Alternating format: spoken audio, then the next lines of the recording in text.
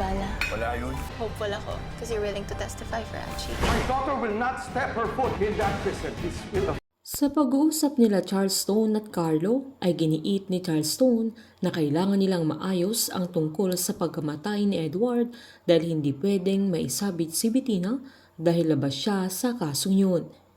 Pinaliwanag niya sa kapatid niya na kailangan nilang unahan ang mga pulis na gamitin nila lahat ng kapit at mga connection nila.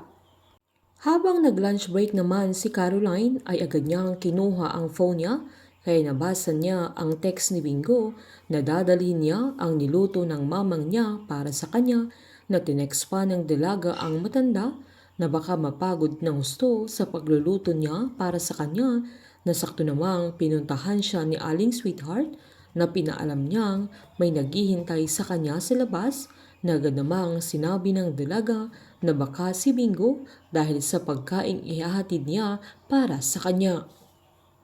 Agad lumabas ang dalaga na nagulat siya nang si Stephen ang naghihintay sa kanya na agad namang sinabi ng binata na hindi na siya nakatext na susundiin siya nito na ipapaliwanag na lang niya sa sasakyan na agad namang sinabi ni Caroline na magpapaalam muna siya sa antikati niya. Habang malapit na din si Bingo sa resto, nakausap pa niya si Lola Nene at sinabing papunta na siya kay Caroline na iaabot na niya yung pagkain ng dalaga na ang daming nilagay ng mamang niya dahil may merienda pa na sakto namang natanaw niya si Stephen at lumabas na din si Caroline na inalalayan pa ng binata kaya hindi na siya tumuloy pa.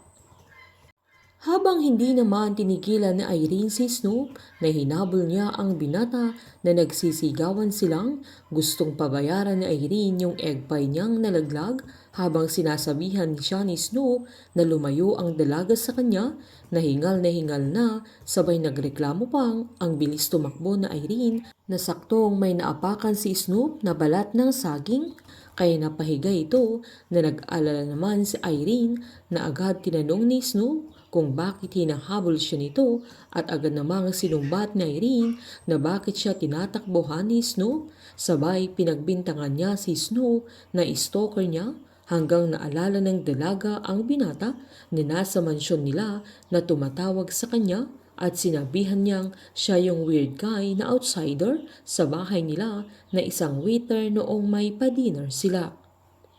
Agad namang dinipensahan ni Snoop ang sarili niya na hindi siya outsider dahil inimbitahan sila ng papa niya na siya ang nagtali sa sarili niya para iligtas sa Irene Kilamang Balong kaya siya ang nagligtas ng buhay niya na hanggang sa sandaling yan ay wala man lang thank you kaya napagtanto ng dalaga na yun ang rason kung bakit andoon siya sa bahay nila sabay hinawakan ng braso ni Snoop at nag-thank you ito. Pero giniit naman ng binata na late na yung pagte-thank you niya, sabay sinawing lumayo si Irene sa kanya dahil nasisira ang araw niya tuwing nakikita niya ito, sabay pinakita pa yung bulaklak na hawak niya na pati date niya ay sira na naman dahil kay Irene, na pati date niya ay sinira na naman ni Irene na mas tinawanan siya ng dalaga sa itsura niya dahil sa suot niya, sabay tinanong niya kung sinong date niya at niloko ni Snoop na mama ni Irene.